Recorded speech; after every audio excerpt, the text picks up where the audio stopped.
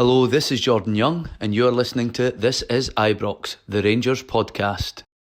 Hello and welcome to This is Ibrox, the podcast, episode number 10. Good evening, my name's Scott Patterson. Welcome along to some good old Rangers chat for the following hour. I'm joined tonight by fellow podders Tommy McIntyre and Willie Boyd. Hi guys, how you doing? Evening, guys. Evening. So, guys, as always, thanks for joining us. We're going to talk about everything that's went on this week so far and the bits and pieces that went on towards the end of last week and indeed over the weekend. Tuesday the 12th of May 2020 I think will be a historical day in Scottish football. We obviously went for the EGM requisition for the internal investigation, which was eventually rejected, certainly. However, Tommy, I'd like to get your thoughts on the overall purpose of that and how the SPFL are now going to be viewed on by the membership. Yeah, I think obviously it always sounds from a headline perspective, if you put forward the resolution as Rangers, Hearts and Stranraer did, and important to remember that it was three clubs, and unlike some media outlets are reporting, it wasn't just one club. It's always disappointing from an outside perspective when you think you've put something forward and it's been defeated, so to speak.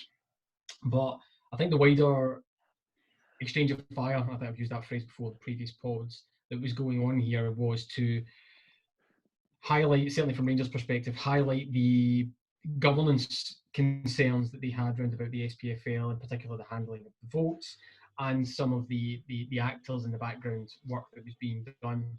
Has a light been shone on that in a really public fashion? Yeah, it absolutely has, so much so that you had 13 clubs backing the resolution. That's almost a third of the membership. In no way, shape or form in any business or any walk of life do you downplay that. If a third of your membership is unhappy, you've got an unhappy camp. So from that wider culture change perspective, Rangers have done really well, so far, etc. And we are talking about it, everyone's talking about it. I don't think things can go straight back to normal just because the resolution was defeated, and I do sense we'll find more things happening in the coming weeks. Willie, there was a lot of statements made on the lead up to the EGM on Tuesday. Do you think a lot of clubs came out particularly poorly during that whole saga? It's a tough one. Probably not. I think, a few kind of clubs maybe, but it's a difficult one to kind of try and figure out where we're going to go next. I mean, a lot of kind of shouting and singing, all about certain things, and it's just, I don't know. I'm, as I said, every day this time of day in these podcasts are well over my head, but I just hope we kind of get back to playing football soon, or can find out, the way it's all went wrong. Like I'm finding the wrong words here, but I think the thing that got me more importantly, and we kind of spoke about this previously, was the way that Scott Gardner from Cali Thistle, and Cali Thistle as a club, I thought they handled themselves very, very well throughout the full process. I really did. I thought they were quite admirable, they stuck up for themselves, if you like, for want of a better term or expression. I thought that was quite impressive. So I think that they've had to deal with a lot of nonsense at the back of it as well. The statement that came from Dunfermline was quite alarming, with the Dunfermline hierarchy suggesting they were speaking to them robustly in a fashion that was from a Dunfermline perspective, as opposed to the guy speaking from his own SPFL position of authority. Quite bizarre, Tommy. Sure you agree?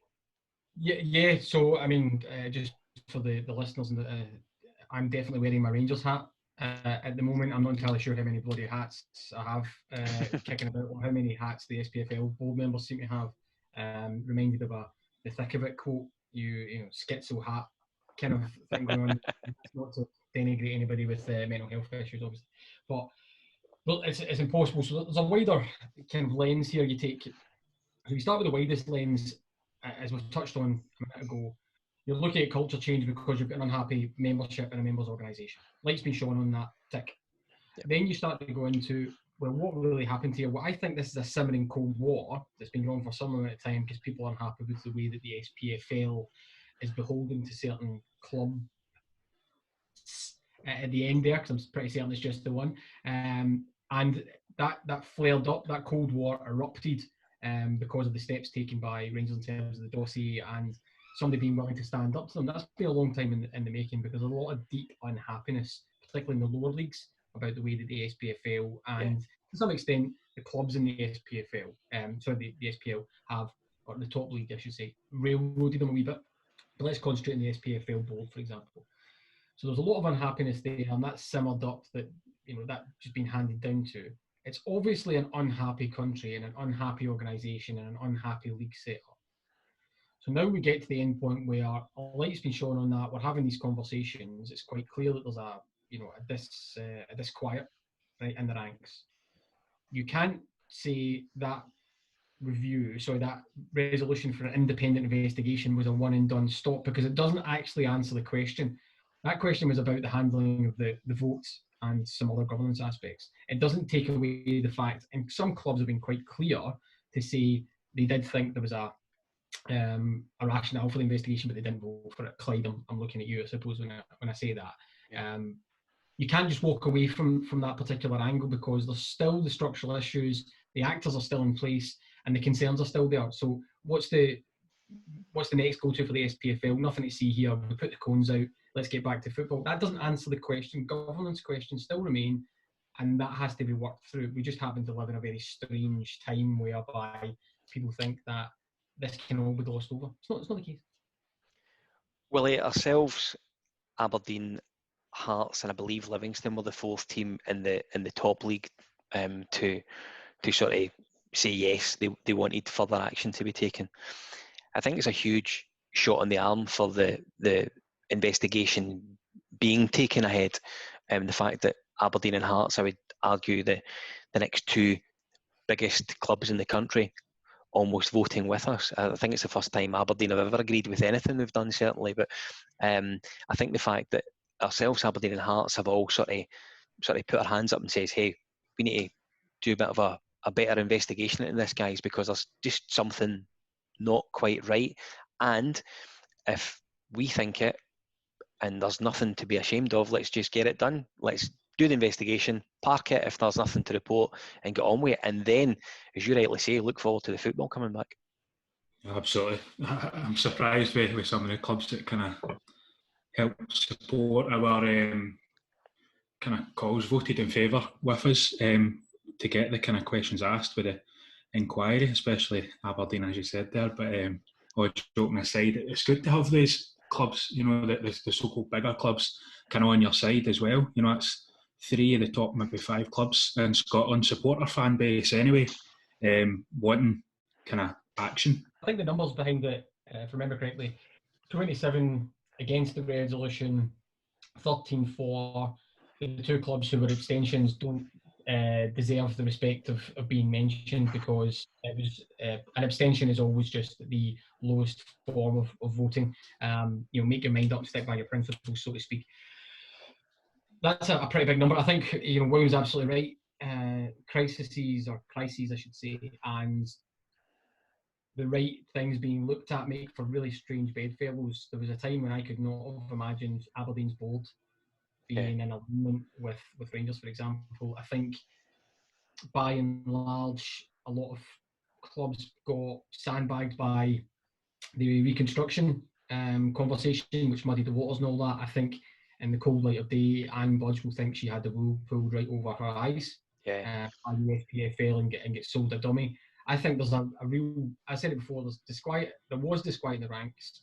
I think that rancor hasn't went anywhere. It'll just still fester unless there will be a change of the people involved in the SPFL, because I think it's based on some of those actors, some of their actions, and the fact that it's quite clear the ball is certain clubs.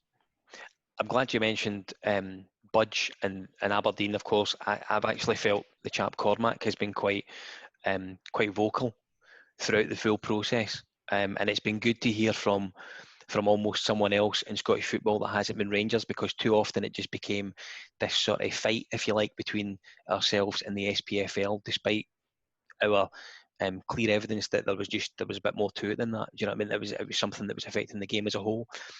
Budge is an interesting one. She's been in and out of the press for a good wee while, right throughout this full process, and she's the one that's been left with egg all over her coupon, without question. Yeah, I mean, I'm keen to get William's thoughts as well, but I think, so I'm not just honing in on Anne Budge, who I'm sure is a very good chairperson, but I remember when she took over at Hearts, and certainly for me, don't know about you guys, don't know about the wider field, but she looked like a stand-up business person. She was doing a really good job at Hearts, and she was leading the way. I think her reputation has taken a couple of big hits over the past, let's call it 12, 18 months, whatever. Yeah. The Levine saga, when you're part of the interview process and you get the gig. Right, hold on a minute. And then fast forwarding to this as well, and she made a very big play, a very big stance, and I think it comes from a good place. She wants to draw the country together in terms of the football landscape. I think she's been surprised by some of the actors again in it, and some of the actions and some of the politics to it. Yeah, I do agree with your wider point as well, though, Scott, that it's nice to see people like Cormac and other clubs stepping up. Ultimately, though, where I'd probably not disagree with you, but make the case again is, unfortunately, we live in a country whereby Rangers were the only ones that were actually seen as being able to be big enough or strong enough to lead this. And it's like when you go to a meeting in the office sometimes and you get people who are invited to the committee as opposed to the standing members. There's always that people want to make a big voice for themselves. I think that's what Aberdeen have done here, but ultimately it was always going to be on Rangers' shoulders. Can I pause there now, guys? Hold on a second, hang on. So, Willie, after the vote was announced yesterday afternoon, there was murmurs kind of late afternoon as to how it had went. And as Tommy's rightly suggested, 13 in our favour, 27 against, and 2 choosing to abstain. I think the general reaction that everyone expected, Rangers fans certainly expected, was a really blusterous statement from the club, almost a bit of a scattergun approach. That didn't quite happen.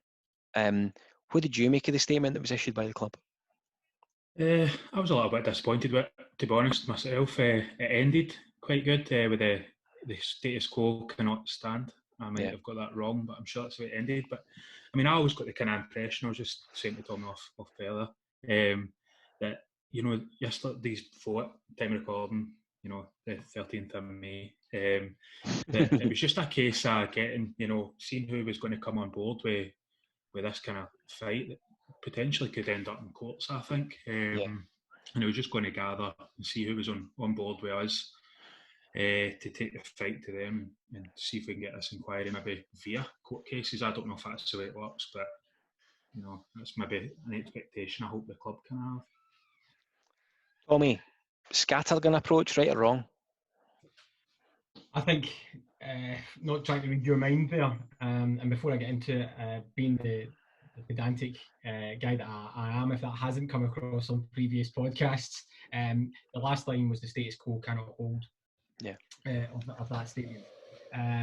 Sorry, William. My apologies, but I was saying it in layman's terms, I think. You can translate, and I'll just quote things. It's easier for me because I don't have to think if I quote it. So, yeah, if I was trying to read your mind there, Scott, and maybe some of the other fans who are listening as well, I think scattergun approach was maybe a criticism of our previous approach to communications and PR. And I think there's a slightly more strategic and nuanced and clear vision from the statements and the way we go about them under David Graham and the new team, for example. That's not to say it's always right. The statement that came out, I think, tried to strike a couple of tones. I'm not entirely sure that I fully agree with it or what it was trying to say, but I think this harks back to last week's podcast as well, in that there's only so much that can be said because you come out of a process. Rangers, Hearts, Stranraer, the other members of the SPFL who voted for it, the other members' clubs, might very well be still looking at options, and so you don't want to prejudice them in case it does end up in things like court or anything like that, or another requisition to remove individuals from the SPFL board. So there's probably a bit of soft trading there, so to speak. So I can understand that the statement can't come out with all guns blazing, which we always love, but we have to do it right. I think they quite clearly hit on the fact that there was support across the wider leagues. Forgetting the numbers, somebody in every league voted for it. And then highlighting again what the wider narrative from Rangers has been in this, which is a light's been shone on it. We're talking about governance. We're showing you what's wrong here. And all Rangers and the other requisitioners were asking for with this vote was an independent investigation. That's all it was being asked for here. Yeah. I think there's more to come. And then highlighting some of the cultural aspects of it as well. So I think it's quite clear a significant number have lost confidence. Members have lost confidence in the SPFL directors and the board. Will this go away? No. I would imagine Rangers and the other requisitioners and the other clubs who voted for it will be taking stock of the situation, and there are options to take it further. Do you reckon a vote of no confidence in Doncaster and McLennan in particular is coming perhaps with a bit of support from Aberdeen and Hearts? My personal opinion would be there will be some sort of vote of no confidence or further requisitions. The question you then start to get into from a governance perspective or landing these things is you probably start to cycle through how fatigued clubs and the public will get, because a lot of this is hearts and minds. Yeah. In terms of the public narrative has to win. Hence why other clubs are wheeling out renter quotes into the mainstream media to denigrate every part of it, or try and position it as a one club Rangers versus the entire league structure, which isn't quite true. And by no means, shape or form is 13 clubs voting for the resolution. That doesn't mean an overwhelming victory for it, which I saw in one quote, which is just nonsense for anybody who can count. So yeah, it just depends. You cycle through that and what option you take's best in terms of not fatiguing people, but also the best chance of success. Then you also have to probably ask yourself a couple of questions around: do you go for a vote of confidence for everybody, or do you put in a couple of requisitions and individually take a vote of no confidence, for example, in Neil Doncaster, followed by a vote of no confidence in McLennan, instead of wrapping them all up into one? So I think there'll be a couple of options in there, but do I think there'll be more resolutions? Yeah, I probably do, actually. Just to come in there, guys, I've just noticed Stranraer have made a wee statement tonight, and just to pick a wee bit out of it is they've said, I intend, with the full backing of my committee, to explore all avenues in order to redress with fellow like-minded clubs to achieve what I believe is righting of wrongs on so many fronts. And that was the chairman of Stranraer, Ian Dugan. It seems like they know that maybe other clubs are going to come in, support them with possible legal action. Or I'd be interesting to know and whether there was any rousing speeches made at the end of the afternoon or not is completely up for debate. But I'd be interested to know how many of the 27 that voted against were just actually on the verge, and what made them think, no, I can't be arsed with this, almost. Yeah, at what point does an investigation to make sure that we're doing things properly, at what point does that become almost something that's not worthwhile doing? I don't understand it. I genuinely don't. I completely get that. That's really interesting. It's an interesting point you make, Scott. It's fascinating as well from William reading out that quote. So you would draw that, let's say, Stranraer Rangers statement saying that the need for change will not diminish. I think Anne Budge had also made it clear that they would push ahead with court proceedings because of the potential relegation and stuff like that. So there's a growing swell there as well. What I would say probably didn't get enough reporting in the press from my perspective, being the kind of governance person that I am, is this was a tight vote, right? I said it before, 13 for, 27 against, 2 abstentions, right? I don't think I've ever seen it in my role or in the corporate world or anything like that, where a vote of no confidence, which is essentially what this was to a kind of bastardised extent, right? It was a vote for an independent investigation, but there was a lot of that, where the people being called into question, the board, get to vote as well. Yeah, which is just truly bizarre, isn't it? Only in Scottish football.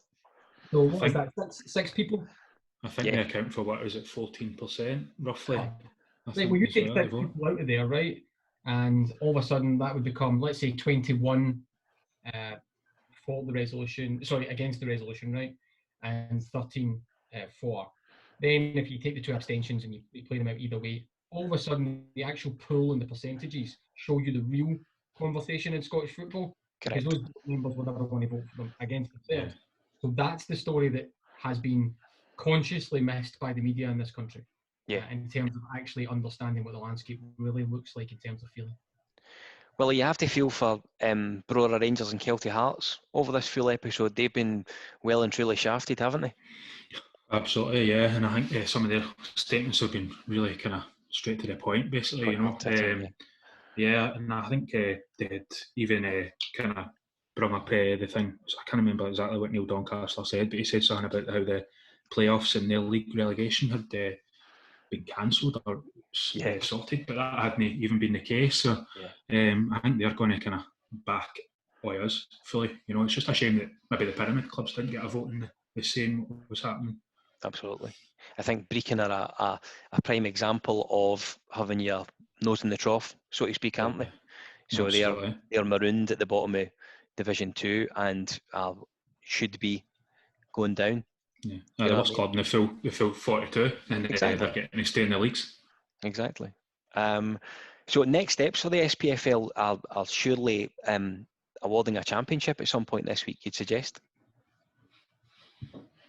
Certainly, from my perspective, I think the SPFL will try to move as quickly as they possibly can to a position whereby they can award the title and confirm the relegations and move on. There's obviously a really strong feeling that the SPL have reached. I'm not entirely sure of the evidence about how they've reached this, right, or what is really driving it, but they are willing to and have been willing to railroad through a position of we want this league finished so we can start the next one. Now that's not mirrored across Europe or the world, and UEFA are still, formatting some of their thinking around about some of that as well. We seem to be in a country whereby, no, get this finished, get it done, let's move on to the next one because we've got a Sky deal. Yeah. I can understand some of that, including the commercial aspects, right? I do get that. Although it's hard to listen with a straight face to Neil Doncaster talking about commercial aspects when they haven't been able to sort a sponsor for the league. Such things as chief finance officers have nightmares about.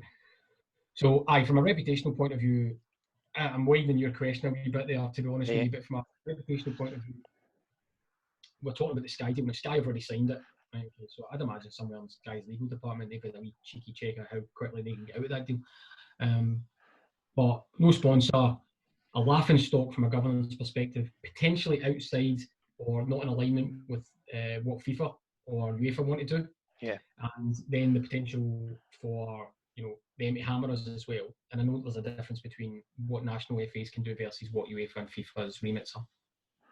But none of it looks good. And then you've got clubs at war with each other, at war with the governing body. The governing body seem to be parroting the single line all the time, members' organisation, whilst they shaft over members.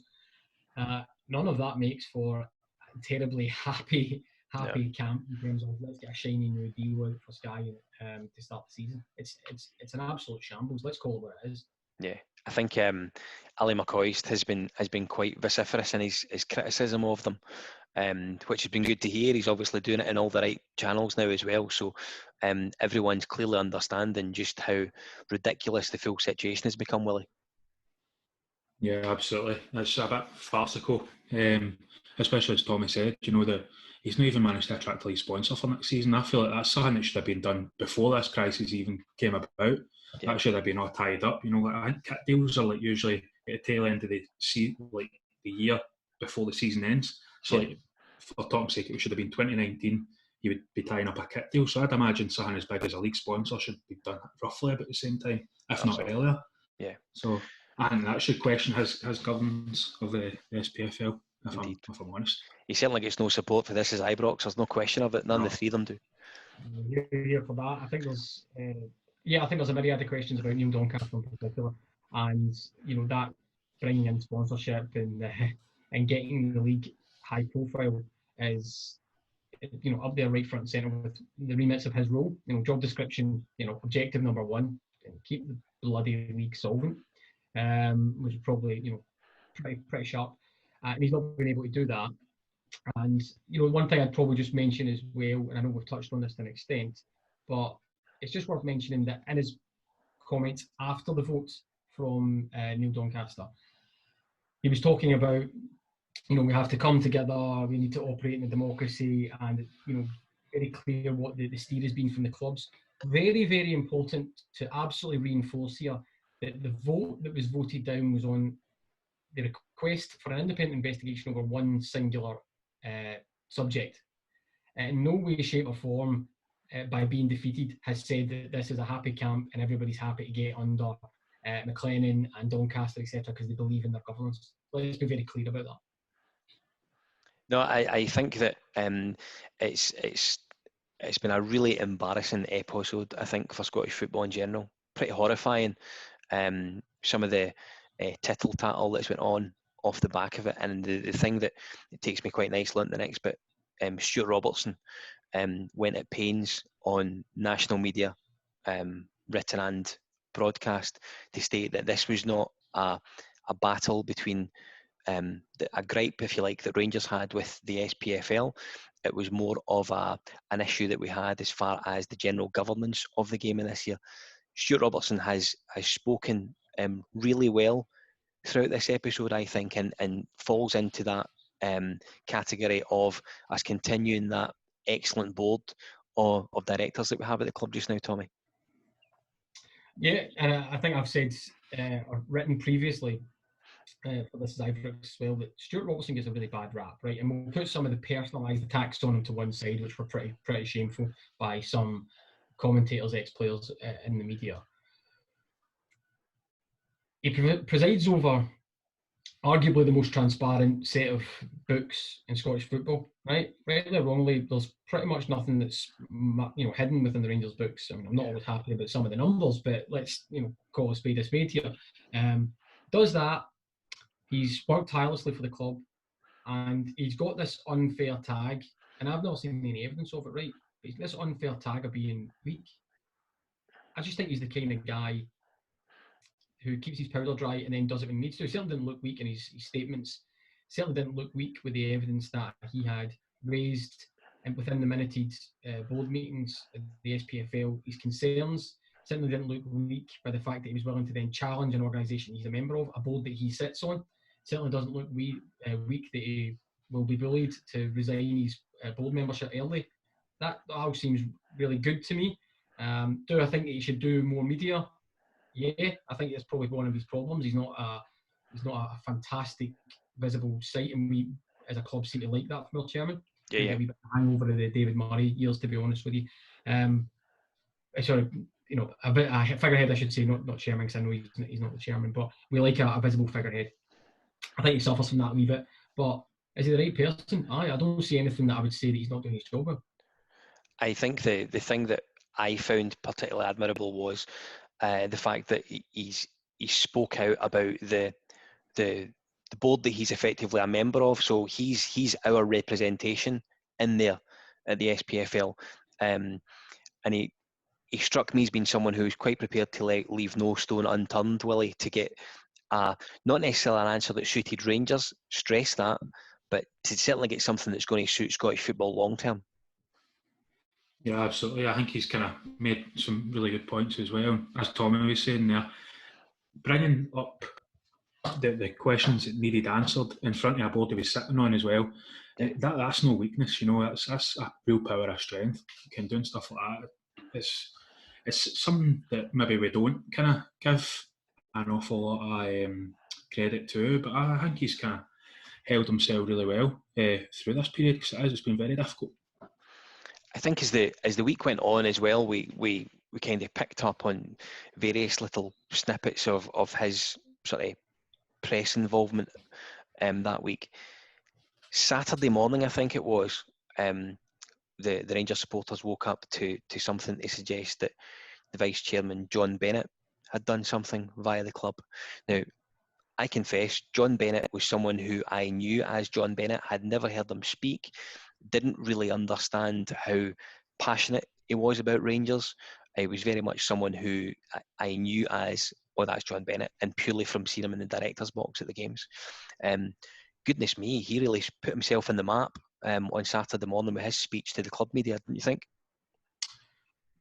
I think that's yeah, that's probably underplaying it there, to be honest with you, Scott. But I completely agree. I think sometimes we get lost. Listen, again, I've got a tendency to do this on this podcast, but it's a wider societal thing that, and I suffer from it as well. I've just said it 2 minutes ago, so I'm not claiming to not be a hypocrite, because I quite clearly am. That we expect everybody to do everything publicly, really quickly and really strongly, right? But actually, you guys all know for your private lives and your professional lives, same as me, not everything can be done up front, and things take time and conversations need to be had. I have much more respect, and anybody I think who has a reasonable brain has more respect in the long run for people who take their time, get it right, say it once, than people who make a hell of a lot of noise, flip-flop on their position because they'll do whatever they're paid to say. Yeah. Again, mainstream media talking heads, I'm looking at you, and just are willing to do anything to get their shekels. Now, I like the way that Rangers, by and large, are governed. Again, I have some criticisms of them. I'm sure we can touch on it, later dates. Same as everybody else. I think there's something we could do better. But do I like the way Rangers are governed in terms of we have prepared our ground, we've got evidence, and then we've come out. Now, if we just take this example, Rangers did a lot of work on the evidence. Actually produced a dossier. None of this, we have evidence and we're not going to show it to you, or we've got some allegations or whatever. Rangers did all that. Ben was part of that. The PR machine was part of that in terms of putting that narrative out there as well. Here for Rangers on some of that, because that's the way that a conversation should be had. Turn up with facts, turn up prepared, state your case. That's it. And Willie, he spoke. One of the questions that was put to him, which is something I've really just covered, he was asked if Stuart Robertson's role within the SPFL was almost going to become untenable to carry on and move forward with. He was very quick to say, no, why should it? He's ultimately looking out for all of us as opposed to just Rangers. He's looking out for the good of the game. I thought it was really admirable the way he spoke out for his fellow board members. Yeah, absolutely. It's the first time I've ever actually seen him as well. I wouldn't have known who he was or what he looked like, beforehand, but I thought he came across really well in the interview that he done for Rangers TV, wasn't it? Papers, was it? As you said there, he's came across really well. He's answered, the conversation, every question has been asked him, and he's kind of back to Stuart Robertson to keep going as well. So yeah, nice for us. Tommy, Douglas Park, the acting chairman, done a Q&A, very detailed Q&A, you would have to say. Some of the answers in there were really, really enlightening as to how Rangers have dealt with the process, populate the dossier, which you've mentioned. There was a lot of real positive points, including things like money's okay, investment is still very much something that's on our radar. Everything, regardless of what's going on just now, from a sort of COVID and an SPFL type environment, from a club perspective financially, everything does seem to be hunky-dory just now. Yeah, and I think I couldn't agree with you more. It was a really good Q&A. I really like that setup as well. I think Rangers should do more of those types of things. It's a really good addition to the kind of PR stable. Some really good lines in terms of next time someone sits down and has a Q&A with themselves, which really stand out for me as well. You do, I think that, and I don't think this was actually the point of your question, but I will answer it anyway. Do I think that Douglas Park has done enough to cement himself in that job full time? Oh, well, let's all be quite clear that's a yes. So yeah, he's doing a great job. I like the synced up nature of the way that the club have approached this. It doesn't look as if departments are doing things on their own. There is a clear strategy here, and it was really good to hear the club or hear Douglas Park touch on the way that we have went about this, and it's really important that people are aware and realise Rangers have done everything in terms of that dossier, their original resolution, coming back to the table, and the requisition that came in recently, by the book, by the article. You know, we have done everything by the book here. Yeah. And then touching on the finances. So yeah, Rangers are in. Weirdly enough, it's inverted at the moment. So previously, people were saying in the media, for example, Rangers are based on soft loans that you convert into shares, whatever, which dilute the share pool, and they need money to keep the lights on. Was the phrase we kept getting battered over the head with, right? However, right now it's also the same people who are saying you've got wealthy benefactors who you're happy, who are happy to keep you afloat, who can back that up, and you've got investment which is just being held off right now because that's the global economy and nobody should have a concern with that, right? But that's still a bad thing. Whereas nobody is looking at, let's say, clubs within the SPFL who are publicly listed. Now, share prices are tanking left, right and centre, and the market's no place for sentiment. So clubs are having, with businesses, lots of money wiped off their balance sheet on a daily basis. Nobody's looking at that. Whereas Rangers seem to have, quite clearly, money in the bank. It's just in other people's banks, but they're willing to plug it into Rangers. We can keep our lights on, no problem. So, so much for going bursting into admin. I don't know if it's admin 2,945 days or whatever, right? But we're in actually a very strong position that way fiscally because we have that backing. Now, yeah, anything could happen in the global economy, right? The markets could continue to still go down, other people's businesses are affected, cash flows, whatever, right? We live in a strange world. But it's weird that the same people don't seem to be highlighting other things and are just consistently sticking to the narrative that Rangers don't have money. Even the people who are in Rangers who have money don't have money. Rangers can't have any money. We hear that they're selling the chairs in the stadium, and the grass that they've put down is on tick, and paying for it back on a monthly basis, and they're putting 50 pences in the meter to keep the lights on outside. So it's just absolute nonsense with absolute no veracity and nobody doing any research. It's a symptom of our game, to be honest with you, in our media. That's my impassioned rant. I'm glad you mentioned that, because what I was going to say there, I think one of the main problems we do have in the country is that approach that's taken by the media, the need to burst into print because of things they're hearing from taxi drivers or things they're reading on Twitter, and it suddenly becomes a story. And it must be really frustrating for the club when they are having to ultimately answer these questions as just being utter tosh. And just before William jumps in, if I can just answer one wee bit to that as well. I think people need to also remember that as a club, and with all the checks and balances and all those types of spurious nonsense that comes out, they cannot, should not, will not respond to every single story, because that would just be nonsensical and illogical. You know what I mean? It's only the big fights that a club should fight. Everything else, let's leave that to the gutter press and the scrabbling rats. Indeed. Willie, Dougie Park, surely the new chairman? So yeah, I think he's come across quite well in his statements, and he's done anything. No, I think it's just statements, isn't it, in the written press. But I think he's came across quite well. Obviously, maybe some people will see maybe the vote on Tuesday is kind of, a wee kind of mark in his kind of CV, if you like. But I think it's something that I think the full club of, as I said earlier, hopefully taking into consideration and just wanting to see who was going to come on board. I'll stick with you just now, Willie. We've seen in recent weeks, and a lot of it's been driven by the pandemic that we're experiencing just now, but we've seen the really good output from Ross Wilson and James Bysgrove. We've also had, as I say, the commentary recently from Robertson, Bennett and Park. I feel as a supporter, I don't know if I will go to Willie first and we'll come back to you, Tommy.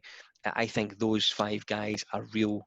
They're coming across as real leaders in their field, and I think the support can be quite proud of the guys that we've got in charge at the club right now.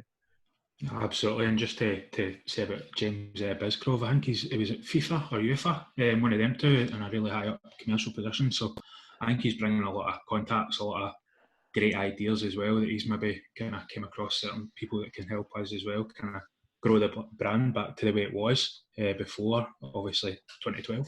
Yeah.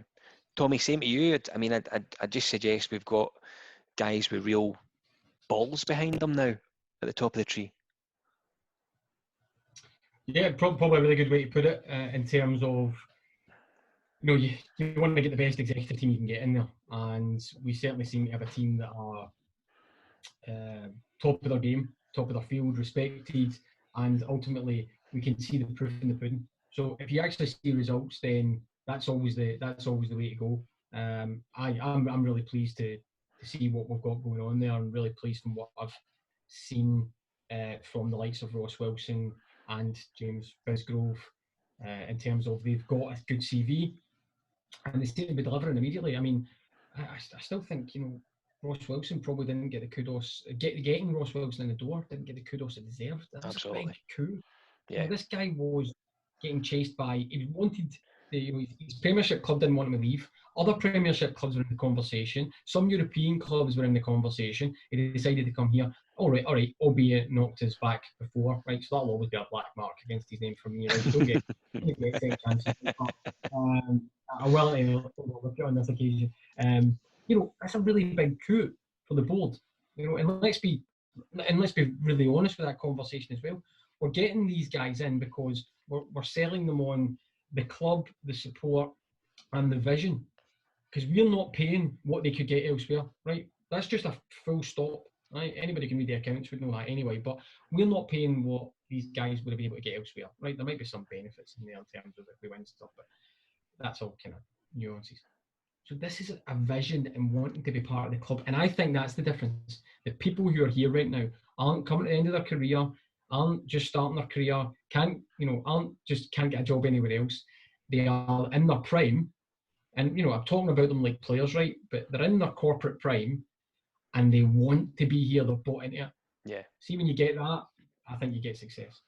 And I think, just to add to everything, I think the people we've had in the past have kind of been, in a way, wanting to asset strip everything to an extent and make a quick buck for themselves, like with the kit deals. That was a farce for the off, as been proven, through courts and whatnot. 8-year deals or 10-year deals, and it's ridiculous getting pennies for strip sales when in the past we're making millions off it, you know what I mean? I think we're heading in the right direction, definitely. Absolutely, 100%. I think from my perspective, from a football operations point of view almost, I think it's quite clear. You've seen Steven Gerrard. I can't believe we've got 40 minutes in the first time we've mentioned our manager now. Anytime you've seen him speak, or indeed the Ross Wilson webinar, they've been really quick. They refer to each other in their chats. So it's quite clear that there's regular communication going on between these guys. Under the previous director of football, I'm not sure Steven Gerrard would have been speaking in the same way about him as he does about Ross Wilson as far as communication, etc. is concerned, Tommy. Yeah, I think you're absolutely right. There's a real feeling across the club, and you're right. I can't believe we got this far and without mentioning him. It's not as if he's a commercial draw or anything like that. Indeed. Exactly. I can just imagine that phone call to James Bisgrove if he wasn't aware already. Well, we think we've got quite a bankable manager. Who is it? Steven Gerrard. Right, I'm in the car and I'm on my way. Here we go. Yeah, it's really bankable, but you do get that feeling. It's almost like, and I'm trying to draw the analogy to the playing squad as well, because we all understand that.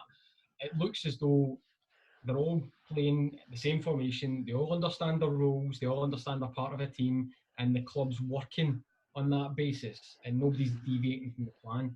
Which, again, if you've got a singular vision and you can stick to it in any walk of life, and you've got a clear message, you will ultimately be a success. I mean, I know some smart Alex would say, right, okay, your singular message could be, something terrible, but I'm not going to go into that. Right, what I mean is, if you're all singing off the same hymn sheet, it becomes a hell of a lot easier to progress. And Rangers have made really significant strides in from a business perspective, a really short space of time. I think just coming in. Sorry. No, Willie, on you go, carry on. Just to come in there about the previous director of football, I always found it absolutely bizarre how he was always in the touchline, or was it UEFA, I think, that springs to mind. The players are on there and Gerrard's in there getting hands in the air, celebrating, and then you see him there as well doing the exact same thing. I was just thinking, that's so bizarre, it was bizarre. It was such a strange thing to do, I felt, especially being in that position. I felt like he should have been upstairs somewhere, out of sight. I think the fact that we're doing the things now, and Ross Wilson has brought a freshness. I often thought that the previous director of football was almost just a football manager type guy. So he'll go away at night and he'll look at all these guys that he's got an imaginary regen scout looking for, and we'll go and sign him for the manager in the morning type thing. Genuinely, I don't think we got nearly enough out of him. And now that Ross Wilson has came in, I think it's abundantly clear the difference in the way that the club's going. The webinar things that are out just now are a prime example of that. I just don't believe that the previous guy would have had the sort of the nous to pull all that together. I genuinely don't, Tommy. I don't know if you agree with that. I agree with it. What I don't know if we should highlight this as a special podcast, because I'm going to disagree with you, Scott. Which wow! I know. We should get a wee theme tune. Well, I don't wholly disagree with you. Let me roll back on some of that. Right, I disagree on some of it. And before I get into that, though, again, just to come back, James Bisgrove was you mentioned it, William. He was the head of sponsor partnership management team, marketing AG, and that's the agency behind the UEFA club competitions. So that's where he was. He was that high level. So every time you saw a sponsor attached to any UEFA competition, he was your boy that was doing that. So that opens up. Anybody can tell how many markets that opens up to us and to potential sponsors. So that's not your question, though. Your question was around about something else in terms of Mark Allen. I do agree that I think Mark Allen made some mistakes, significant ones, particularly on the player recruitment side, right? And I know there's checks and balances, analysis and all that stuff in there. I also don't think he was as open to the media as maybe Ross Wilson is. You're absolutely right. I totally agree with all that. And again, yeah, I'll change the word in here. It's not that I disagree with you. I just think there's a wee bit of caveat in that Ross Wilson's come into something that's been essentially, at least the foundations are built. Mark Allen came into nothing. And so there's a lot of things behind the scenes, putting in the analysis team, putting in some of the recovery things, changing some of the setups, putting in the scouting network that Mark Allen, had to do. And I think there's some sections of the report, the support, I'm not being critical of you here or anybody else, right? No. I think there's a revisionism sometimes with Mark Allen, maybe because the way he left, it was quite abrupt, and there's a feeling that it was unhappy. We don't need to be too revisionist here. Mark Allen did a reasonably good job of getting all those foundations built. That's my take. I just feel like we've got somebody with a wee bit more class, can I say that, now? Because I've seen a couple of stories in the past when he was turning up music apparently in dressing rooms and trying to rub it in when we had good results. I don't know how true they are, but that's what I've heard. Well, Joe, it's weird you say that, right? I've heard that stuff as well, and maybe this ties back into Scott's point about being a football manager. Maybe somebody just thought they were a football manager, and they were even closer to the action than they actually were. You know, just stay in your lane, so to speak. I do agree with you. I think Ross Wilson seems like a step up. And you need to remember as well, I think this was Mark Allen's job was different from the one he had, for example, at Man City when he was head of academy. Yeah. He then thrust into the limelight as being, a really high-profile director of football position. That was his first gig like that. So I'm not being overly critical of somebody doing a new job and not getting it right first time. If my bosses happen to listen to this, I think there's many of them, they'll be nodding sagely. All I'm saying is I agree mistakes were made, and Ross Wilson is actually a better, he's an upgrade, but would I be uber critical of Mark Allen in terms of what he walked into? I'm not entirely sure I would. The personality stuff aside that William points out, because I hear there was some of that as well. Yeah. So I think from a football perspective, I think we're quite clear. I don't think that we agree that the football season now isn't going to finish. Is that fair? Are we suggesting the ball's burst as far as this season's concerned? William, you can take that one. I'm going to put my chair back here. On you go. What was that? I thought it was finished, but after, I'm sure I've seen it, but none of you guys have, so spoke about it off air. Serie A was apparently voting that they were going to come back, and I mean, we are 2 weeks behind them. I think the only thing that could stop us coming back is the contract situation. I think in Scotland it's the 10th of June.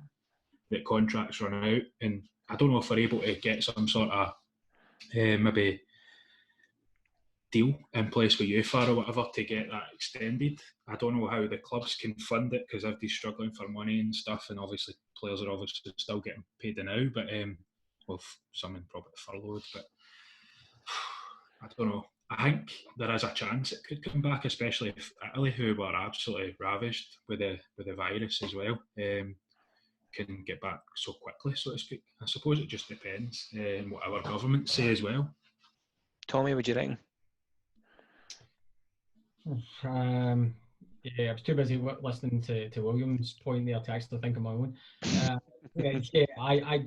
I think we'll be struggling to see any football played that is attributed to the 2019-2020 season. I sense that we're looking at football for 2021 season is the only thing that we'll see next. I just can't see how it's logistically possible to get the league finished. I seen Gary Neville speaking on television this morning. Sky do a fantastic football show in the morning with our very own Graham Souness on every other day. Great view, I thoroughly recommend it. Gary Neville suggested this morning that I'm sure he'd heard something that if the coronavirus is so contagious that you can get it if someone's close enough to breathe next to you almost. If that's the case, and Gary Neville was really quick to point out that football just can't even be considered for restarting again anytime soon. I personally don't think it will start again. If it was to start again up here and Rangers came back, it would certainly top Helicopter Sunday.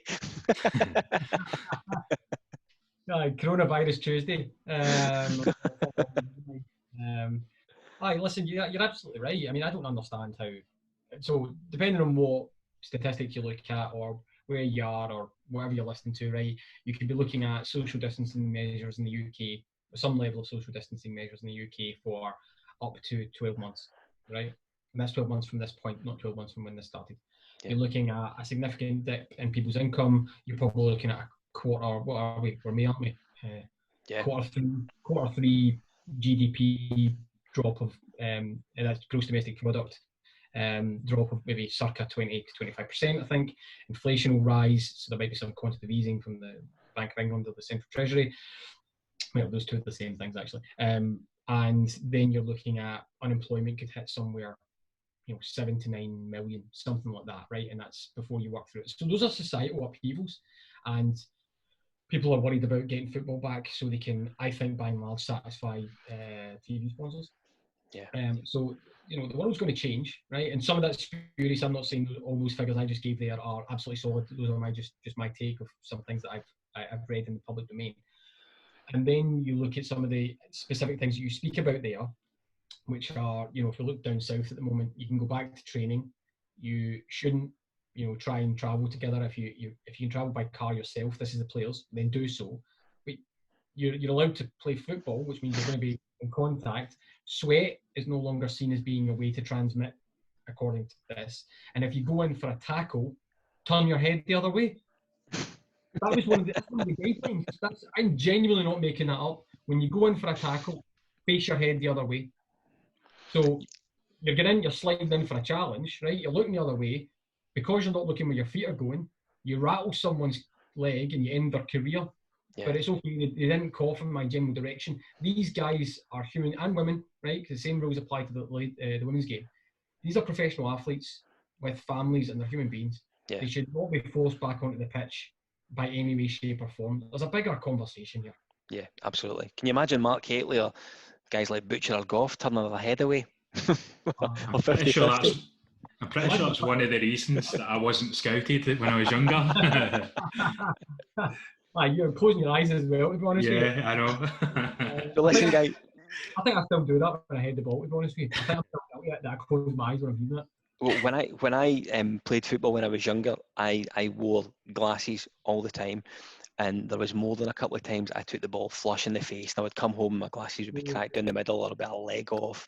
And and it was not necessarily going for a header, just people throwing the ball at me. So listen, guys, that's been a great chat tonight. I just want to cover one feature that we're going to be introducing over the coming weeks. We're going to be introducing the My 11 feature. So what we're going to do is we're going to open up the floor to all the guys and ask you to pick your best 11 of players that you've seen for Rangers. And what we'll do is we will get you onto the pod. You can break that 11 down into whatever formation you please and why you've picked certain players over others. For example, you're playing 3 at the back and you want 2 guys in the middle of the 3. It's entirely up to yourself. We'll cover it. Willie, I believe you're het for next week. We'll all have a go, and the full intention will be to introduce it to the people looking in. If they want to put their My 11 to us, we'll read it out and probably slaughter it in the first instance, to be brutally honest with you. I was going to say, I'm looking forward to all the hate comments. That's what I was just about to say there, Scott. Just remember, I'm young. You made the puns there, Scott.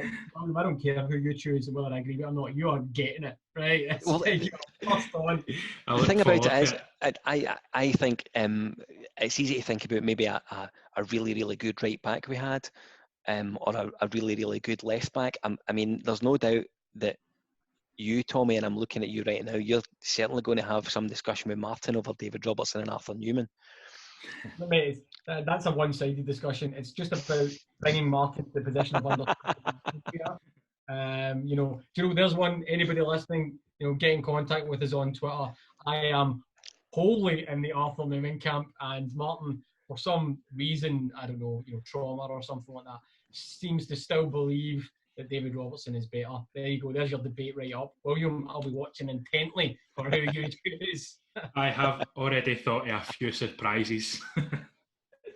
So, Willie, you're on that for next week. I think just as a wee recap, this week we've managed to post interviews with Dave McPherson, Stephen Purden from River City gave us a wonderful interview last weekend. I know that Tommy and Willie have been working on some real exciting exclusive chats as recently as Wednesday afternoon.